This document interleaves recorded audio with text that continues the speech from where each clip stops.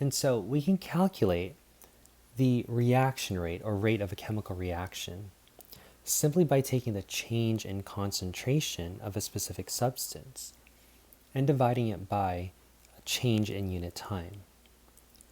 And so this definition that I highlighted can be expressed mathematically to look like this, where the reaction rate is equal to delta. So delta is going to represent the change in concentration. So the bracket is going to represent concentration of the substance. Here in this case, it just happens to be reactant, but it can also represent product. And so the reaction rate is equal to the change in concentration of the substance per, or divided by, the change in unit time. And so since change is involved in the definition in terms of the calculation of the rate of chemical reaction, we can go ahead and express this change as the difference between the final state and the initial state of concentration of the substance and of the time. And so what we're going to do is we're going to expand this mathematical expression to represent the final and the initial state, where if we can somehow figure out the final concentration of substance X in this case at the final time, so T2 is going to represent the final time. So if we subtract the final concentration by the initial concentration of substance X at the initial time, and if we were to take the result of those two values and if we were to divide them, we'll get a singular value that's going to be representative of the rate of reaction for substance X. Okay. And so this expansion of this mathematical definition is nothing more than a calculation of a slope, where we have y2 minus y1 over x2 minus x1. And we'll see this, we'll go ahead and apply this concept in an example in just a little bit.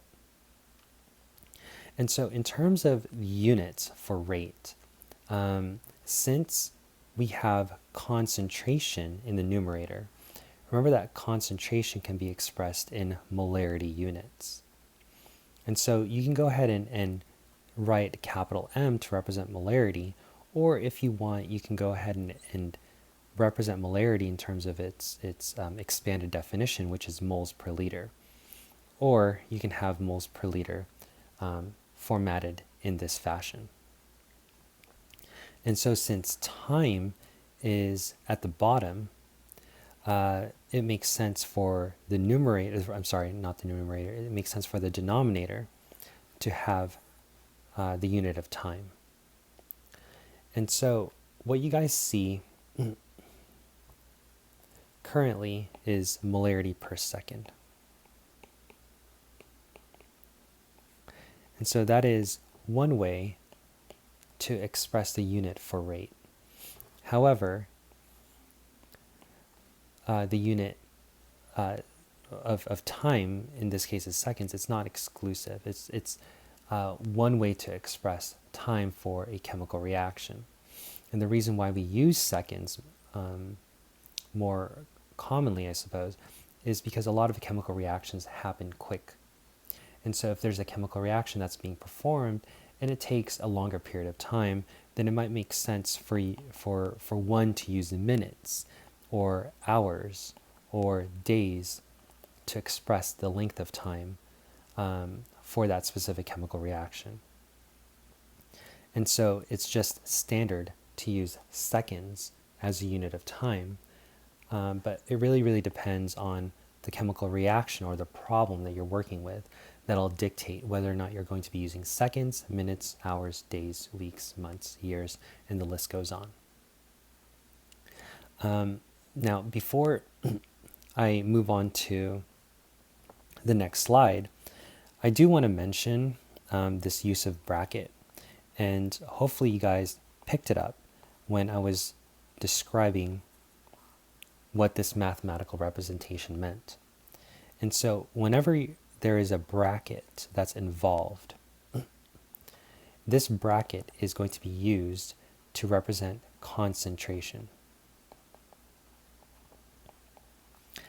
And if you recall from the first semester of general chemistry, concentration is expressed in units of molarity.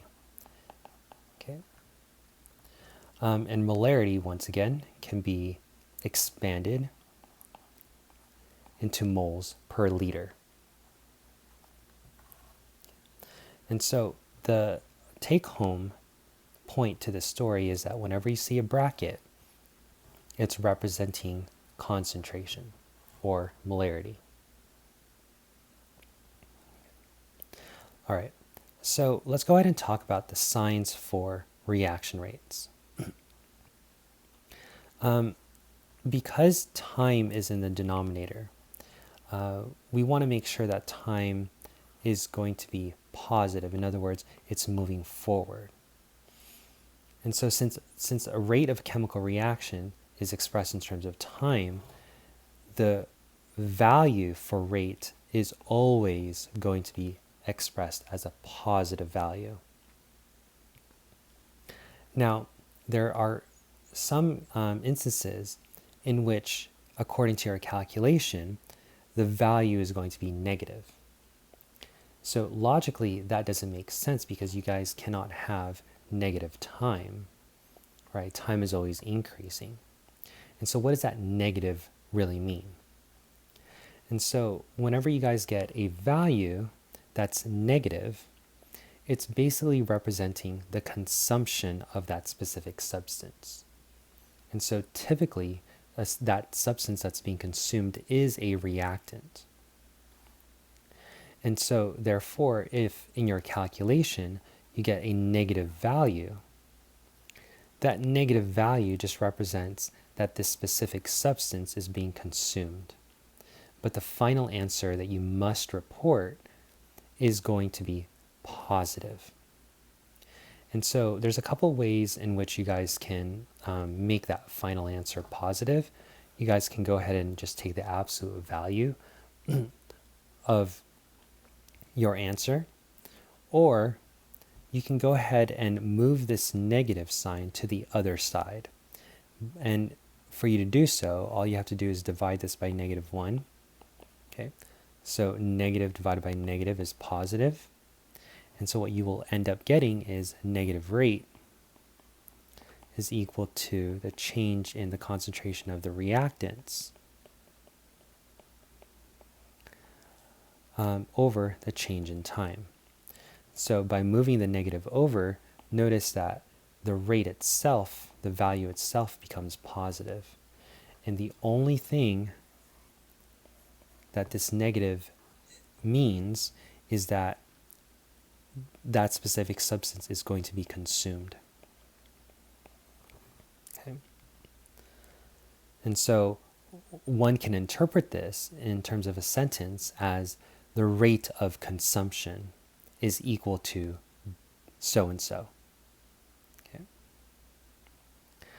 And so just keep that in mind. And we'll go through some examples a little bit later on. Now for products, it's pretty simple. You don't have to think about the negatives and positives and all that stuff. I mean, since products are typically produced as the reaction progresses, the change in concentration of that specific substance is positive, and therefore the final answer will be positive. So you don't need to take the absolute value, you don't need to divide by -1 or anything like that. So it's just the reactants that you have to be a little bit more concerned about. You just have to pay a little closer attention to it.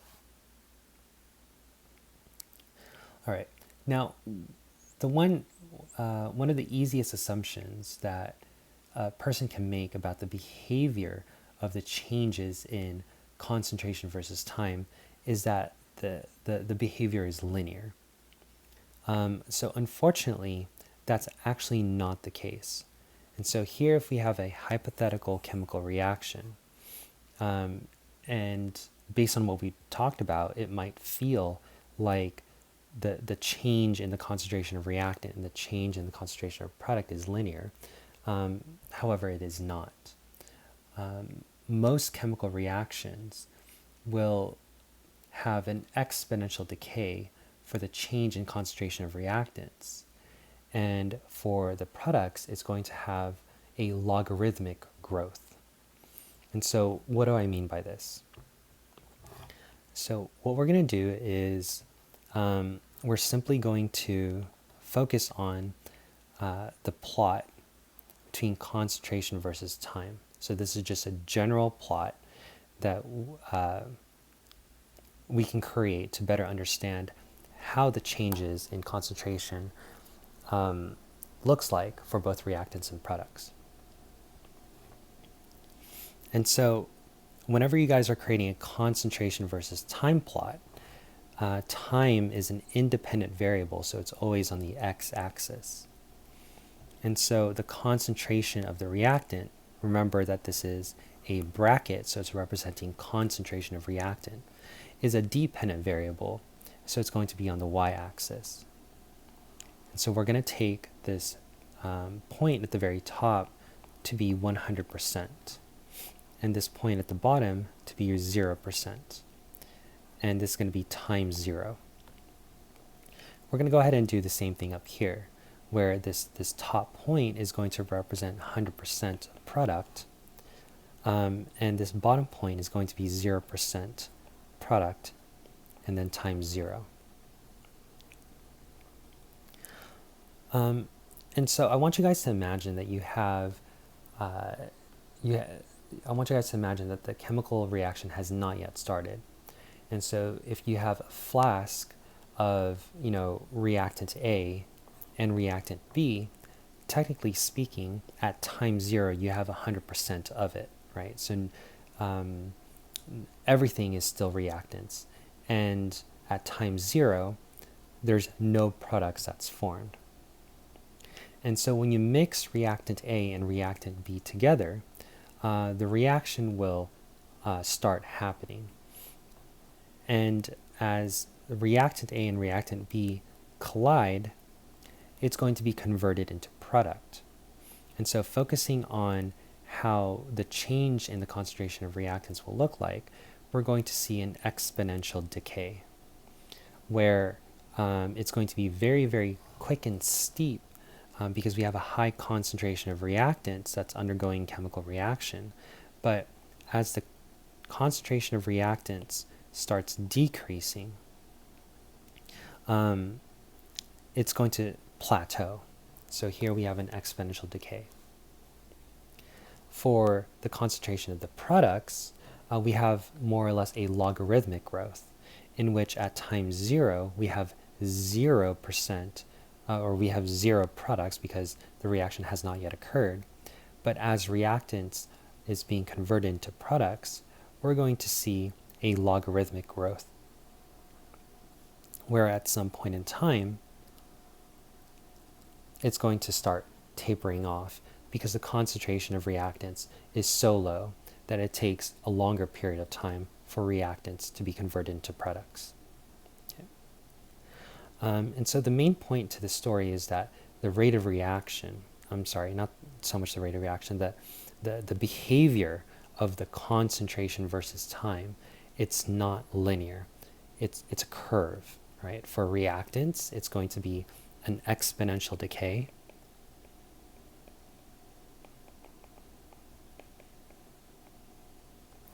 And for the products, it's going to be a logarithmic growth.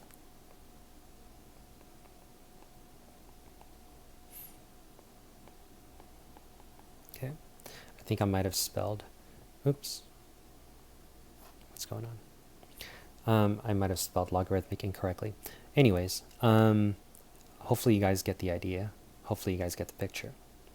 And so to prove this to you, I want to go ahead and take a look at a class example. And so this is an experimental data that was collected for the conversion of hydrogen peroxide into water, liquid water, and gaseous oxygen. And so here in the first column, we can see that the time it took for this reaction to reach a concentration of 0.28000 molar. And so it took about 2,800 seconds. And so the second column is representing the concentration of hydrogen peroxide. So notice that there's the bracket, and so the bracket is representing concentration or molarity. And so by looking at the numbers, as time progresses from 0 seconds to 2,800 seconds, notice that the concentration of the reactant decreases. And we can go ahead and calculate the change in the concentration of the reactant by taking the difference between 2 points. And so if I were to take the difference between these two, I would get 0.6000 molar. If I were to take the difference between these two, I would get 0.42000, and the list goes on. Now, to determine the rate of that chemical reaction, all we have to do is take the difference, the change in concentration of hydrogen peroxide, and divide that by the change in the same time unit. And so if I were to take the difference between these 2 points to get this, then that means that I would have to take the difference between these two time periods, which is 400 seconds. And so if I were to divide 0.6000 by 400 seconds, I'll get a rate of reaction of 0.001500. So I want you guys to notice that this rate is expressed as a positive value. Okay. And so if I wanted to calculate the rate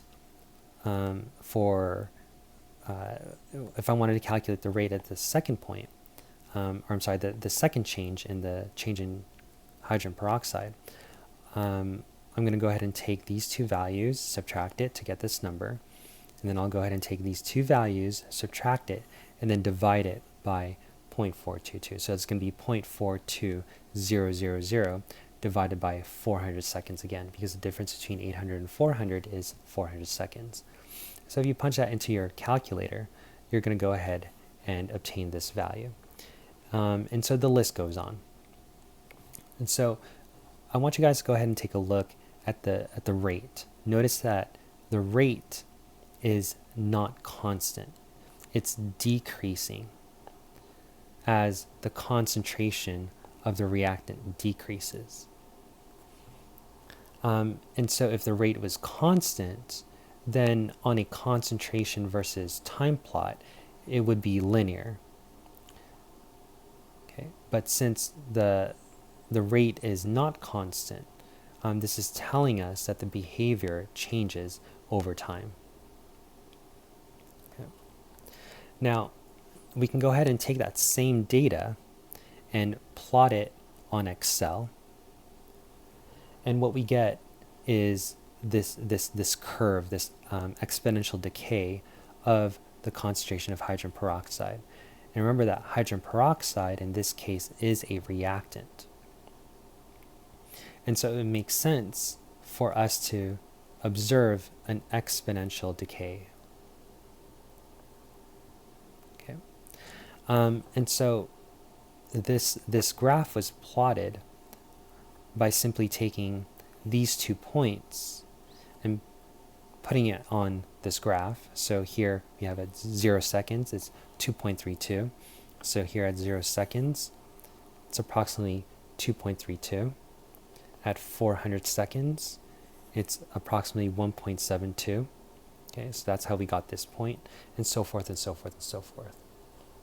Okay, so the main point that I'm trying to get at is that I didn't come up with this rule because I felt like coming up with this rule, where the change in the concentration of reactants is going to be an exponential decay.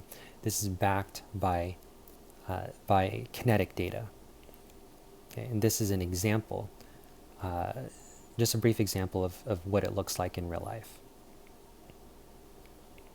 And so one of the things that we want to be able to do is to either use this graph or use the table to determine the rate of reaction. And the rate of reaction can be expressed in a couple different ways. We can go ahead and express it as an average reaction rate or an instantaneous reaction rate.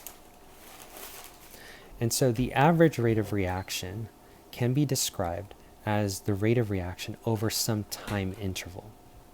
Okay? So for example, what is the rate of decomposition of hydrogen peroxide between 1200 and 1600 seconds? Whereas instantaneous rate of reaction is describing the rate of reaction at a very specific time point. So for example, what is the rate of decomposition of hydrogen peroxide exactly at 1400 seconds? Now there's another type of instantaneous rate. So this is a subcategory of instantaneous rate, and that is initial rate. And so initial rate is measuring the rate of reaction exactly at 0 seconds. And so overall, there are 3 different ways to express the rate of reaction. We can do it through an average of 2 points. We can do it through an instantaneous point that is not at 0 second, or we can do it at the initial point, or the initial rate of reaction, which implies that it must be measured at 0 seconds. Okay. And so each and every single one of these techniques, if you will, to calculate the reaction rate gives us a different perspective of the progress of, I'm sorry, not so much the progress, but the rate of reaction at specific points on the course of the chemical reaction. And so what I want to do is be able to address on how to calculate the average rate of the chemical reaction, how to calculate the instantaneous rate, for example, at 1400 seconds, and how to calculate the initial rate of reaction at 0 seconds. Okay? And we're going to go ahead and use this graph, this chart to do so. And so the first question that we're going to try to address is determining the rate of decomposition or rate of consumption of hydrogen peroxide between 1200 and 1600 seconds. Okay. And so here, since the question is asking us to determine the average rate between these 2 points, we can go ahead and see if I can do this correctly. Okay. I'm going to draw a line that goes past these 2 points. Okay. And so when I draw a line that passes these 2 points, notice that I get a straight line. And so to determine the average rate, I can simply calculate the slope of this line that I created in blue. And the value of that slope is going to reflect the average rate between 1200 and 1600 seconds. And so what I'm going to do is I'm going to use the data that's already provided to me. And so here, the x-axis, or the value for the x value is going to be 1200. And the value for the y is going to be 0.988. So 0.9800. Sorry, not 88, just 00. And so at 1600 seconds, here we have 0.7300. So that's going to be the value for y. And the value for x is going to be 1600 seconds. And the unit is going to be molarity for the y-axis because it's in concentration units. And so to determine the average rate of reaction, I'm going to zoom in here, can simply be expressed as a change in concentration of hydrogen peroxide over the change in time. Now, if you guys recall from algebra, this can also represent the slope of the line, which is the change in the y over change in x. And we can expand this as y2 minus y1 over x2 over x1. And so this slope formula will overlap very well to the expanded definition of the change in concentration of hydrogen peroxide over change in time. Okay.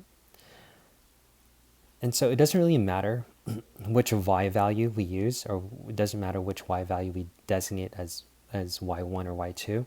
We just need to be consistent with it, and we don't want to mix and match. And so, for example, if I call this to be y2, then this must be x2. If I call this as y1, then this must be x1. Okay. What you don't want to do is call this y2 and then call this x1. Right? That's not possible. And so you can redo this calculation by reversing the positions of x1 and x2, y1 and y2, and you'll still get the same answer. All right. So since I'm designating y2 as 0.7300 molar, I'm going to go ahead and place that in front first. So y2 is equal to 0.7300 minus y1, which is 0.9800, over x2, which is going to be 1600, minus x1, which is 1200. Okay. And so I'm going to go ahead and plug this into my calculator. And so the denominator the difference is going to be 400. But for the numerator, let me see where my calculator is. Okay. That's 0.73 minus 0.9800. That's going to be negative 0.25. Okay. And so if I were to take if I were to divide both these values, I would get a slope of negative 6.25 times 10 to the negative 4. Okay. And since this slope is reflective of my rate, specifically my average rate, I'm going to include my units, which is going to be molarity per second. Okay. All right. And so notice that the slope itself is going to be negative 6.25 times 10 to the negative 4. But the slope is analogous to the average rate. And so remember that when we're reporting rate, we must convert all negatives into a positive. And so the rate, the average rate, is equal to negative 6.25 times 10 to the negative 4 molarity per second. And then what I'm going to do is I'm going to divide this by negative 1 on both sides. So that will make this into a positive. And so I'm running out of room here. Let me go ahead and write this above. So therefore, that negative is going to go in front of the average rate. And then that's going to equal to 6.25 times 10 to the negative 4 molarity per second. And so this negative just represents consumption. So the average rate of consumption, or decomposition, is equal to 6.25 times 10 to the negative 4. And notice how this is going to be a positive value. Okay? And so this would be my final answer. And once again, this negative just represents consumption or decomposition of that specific substance. Okay.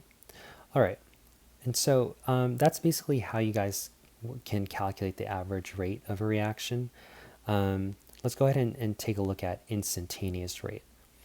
And so what is the rate of decomposition of hydrogen peroxide at 1400 seconds? And so here we can go ahead and estimate 1400 seconds to be just right around the middle point between 1200 and 1600. So maybe we'll zoom in just a little bit. And so whenever you guys are trying to determine instantaneous rate, what you want to do is you want to draw a line that's tangent to that curve, specifically at that point. And so I'm going to go ahead and try my best to just draw a line that's tangent to that point. Okay. And I get something that looks like this. Okay. All right, so what I drew is not exact, and that's okay. But what you want to do is you want to repeat the same procedure, so you're still calculating the slope of the line, because the slope of the line will lead you to the instantaneous rate of the reaction. But in this case, you want to choose 2 points, and 1 point could be 2 points on the line, I apologize.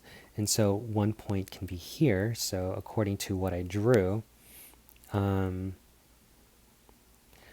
this is hitting the 1200. So my x value is going to be 1200 seconds. And my y value, according to my table, is going to be 0.980. Okay? So this is going to be 0.980 molar. Okay. And so notice that this line is also crossing this specific point. And the time value for that is going to be 400 seconds. So the x-axis, so the x value for that is going to be 400 seconds. And the y value for that point is going to be approximately 1.5. Okay. So now that you have 2 points that is exactly on the line that you drew, that's tangent to the point, that's tangent to the curve, all you have to do is calculate the slope of that line using these points that you just used, or using these points that I just wrote down. And so once again, slope is equal to the change in y over change in x. Okay. This can represent the change in the concentration of H2O2 over change in time. And once again, we can expand that out to be y2 minus y1 over x2 minus x1. And so once again, it doesn't really matter what you call y2, what you call y1, just be consistent with it. And so just to kind of change things up, I'm going to call this y2. And if I call this y2, then this must be x2. If I called this, since I called it y2 and x2 on the left-hand side, then this must be y1 and this must be x1. All right, so now that I've labeled my points, I'm going to go ahead and plug everything in. So 1.5 is going to go first because that's my y2. I'm going to subtract that by y1, which is going to be 0.980. And I'm going to go ahead and divide this by x2, which is 400, minus 1200. Okay. And let me see, I'm going to plug this into my calculator real quick, and let's see what I get. So this is going to be 1.5 minus 0.980. Okay. Minus, divide this by 400 minus 1200. Okay. And so here in this case, that's going to be negative 6.50 times 10 to the negative 4. and the units is going to be molarity per second. Okay. Let's see here. And so this is going to represent the slope of the line, and notice that the slope is negative, which makes sense because the line is going down. However, this is not our final answer, because what we're trying to do is calculate the instantaneous rate at 1400 seconds. And so the instantaneous rate is equal to negative 6.50 times 10 to the negative 4 molarity per second. And remember, we want to make sure that the value for the rate is positive. So we're going to go ahead and divide both sides by negative 1. And that's going to give us negative instantaneous rate is equal to 6.50 times 10 to the negative 4 molarity per second. And so the only what this negative means is that the instantaneous rate for the decomposition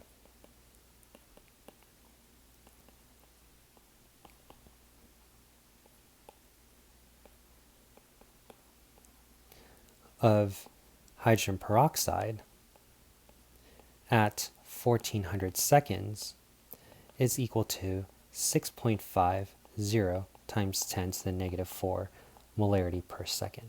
Okay, and so that's the only thing that negative means, right? So the instantaneous rate for the decomposition or the decay or the consumption of hydrogen peroxide at 1400 seconds is going to be that value. So once again, I want you to notice that this value is positive. All right. So hopefully that makes sense. And what we're going to do next is try to figure out the instantaneous rate when time is equal to 0. So we're trying to determine the initial rate of the chemical reaction. Okay. And so the process to determine the initial rate of the chemical reaction is very similar to the problems that I've done here for you, where all we're doing is we're just trying to figure out what the slope of the line is. The only difference is that when we draw the line that's tangent to the curve, it must be at time 0. So I'm going to zoom out just a little bit here.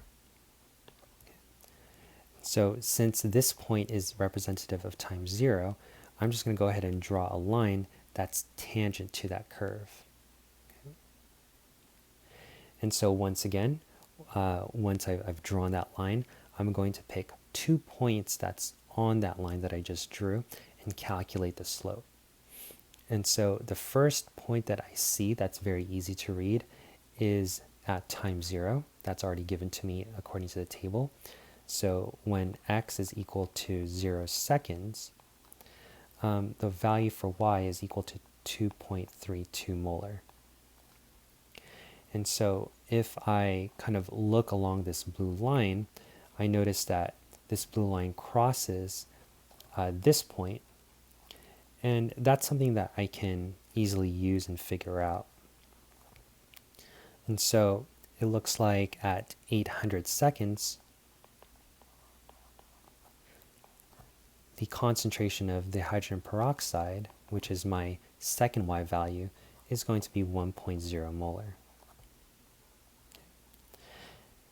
And so now that I have the 2 points, I'm going to go ahead and calculate the slope. So here the slope is going to be the change in y over change in x, which is proportional to the change in concentration of hydrogen peroxide over change in time. And I know that's going to equal to y2 minus y1 over x2 minus x1.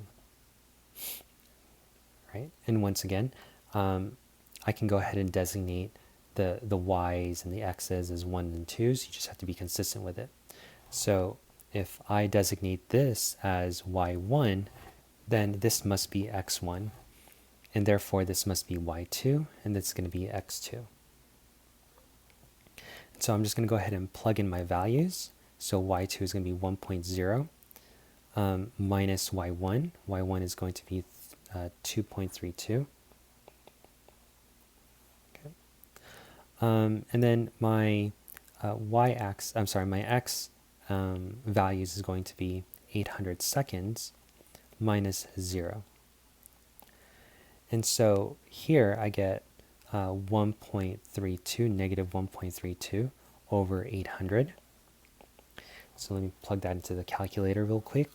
So we have negative 1.32 divided by 800 seconds. And then that value is going to be negative 1.65 times 10 to the negative 3. And this is going to be molarity per second. And so this specific calculation is representative of the slope of the line.